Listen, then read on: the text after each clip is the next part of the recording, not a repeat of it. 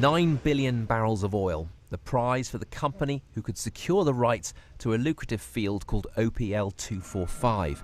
But doing deals in Nigeria is one of the toughest challenges in the oil business.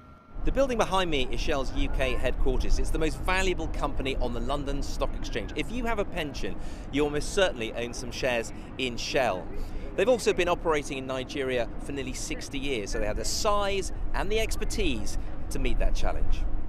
In the way was Dan Etete, who acquired the field while he was oil minister. He was later convicted of money laundering in a separate case. For the first time tonight, Shell acknowledges they did engage with him to do the deal. Shell and the Italian oil company Eni acquired the field in 2011, paying $1.3 billion to the Nigerian government. That's more than Nigeria's health budget, but it didn't go on public services. Instead, more than $1 billion of it was passed to a company called Malabu, controlled by Etete. From there, according to documents filed by Italian prosecutors, nearly half was forwarded to the then President Goodluck Jonathan and members of his government. Shell have always said that they only paid the Nigerian government. Today, Shell has changed its tune and they're now saying that they engaged with Dan Etete, a former oil minister and convicted money launderer. So what prompted Shell to change its position?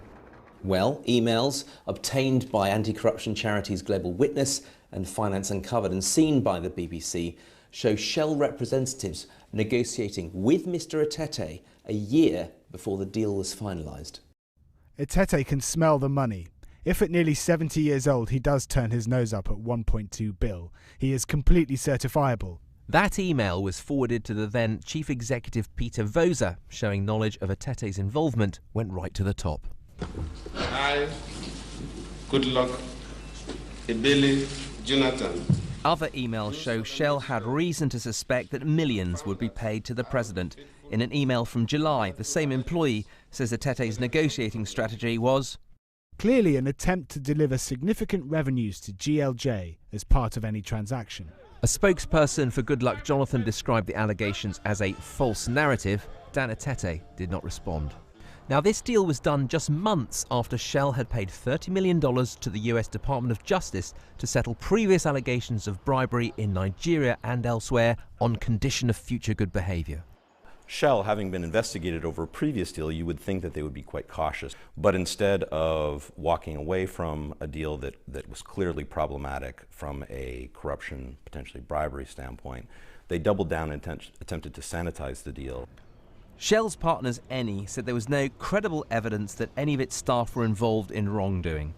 Shell still maintained the deal with the Nigerian government was legal and that any political payoffs were done without their knowledge. But today marks an important concession in a huge deal mired in controversy for years. Simon Jack, BBC News.